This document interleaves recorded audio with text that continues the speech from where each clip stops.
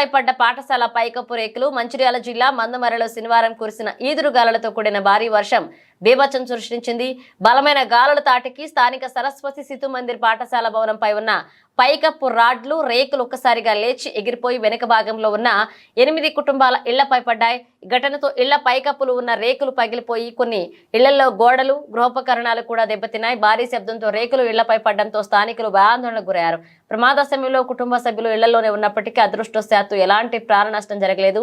అయితే ఈ ఘటనలో బాధిత కుటుంబాలకు గణనీయమైన ఆస్తి నష్టం వాటిల్లిందని, భవిష్యత్తులో ఇటువంటి ప్రమాదాలు జరగకుండా పాఠశాల భవనాల భద్రతపై ప్రత్యేక చర్యలు తీసుకోవాలని అక్కడి ప్రజలు విజ్ఞప్తి చేస్తున్నారు.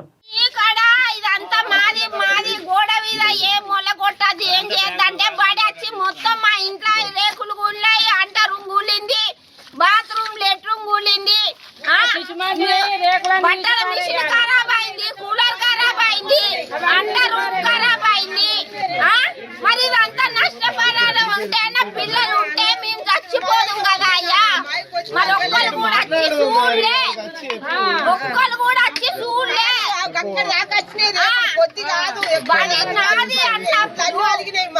బడి నాది అన్నప్పుడు ఒక్క ఆసాం వచ్చి రాత్రి ఎట్లుంటారు బిడ్డలు, మరి ఇంటికి వచ్చి మొత్తం రేకులన్నీ పైనుండి లేసి వచ్చినాయి. మరి యాజమాన్యం కట్టిస్తుందా? మరి స్కూల్ తరఫున మరి మొత్తం స్కూల్ నుండే పైనుండి వచ్చినాయి మా ఇళ్లకు. రాత్రి ప్రాణాలు పోయేటి. మరి వాళ్ళైతే ఇప్పటి వరకు అయితే ఎవరు వచ్చి పట్టించుకోలేదు.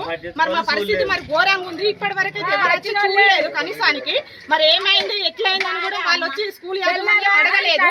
మరి దీనికి పరిష్కారం మరి స్కూల్ యాజమాన్యం చెప్తుందా, మరి ఎవరు చెప్తారా అనేది మాకు ఇప్పుడు కావాలి. మాకు పరిష్కారం అయితే కావాలి కదా. ఇప్పుడు మా ఇల్లు ప్రభుత్వం నుండి మాకు ఏదన్నా కావాలి కదా. మరి ఇల్లు కూలిపోయినాయి. మేమేమో అంత ఉన్న శ్రీమంతులేమో కాదు.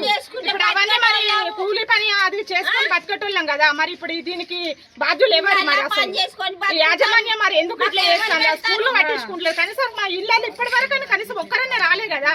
మరి దీనికి బాధ్యులు ఎవరు? నైట్ నుండి మేము అసలు నిద్ర లేదు, మొత్తం పట్టించుకోవాలి కదా. వాళ్ళు ఎవరు రాలేదు, స్కూల్ తరఫు నుండి వచ్చి చూడలేదు ఏమైంది అసలు ఏం జరిగిందని కూడా కనీసం చూడలేదు. మరి ఇప్పుడు మరి దీనికి పరిష్కారం ఏం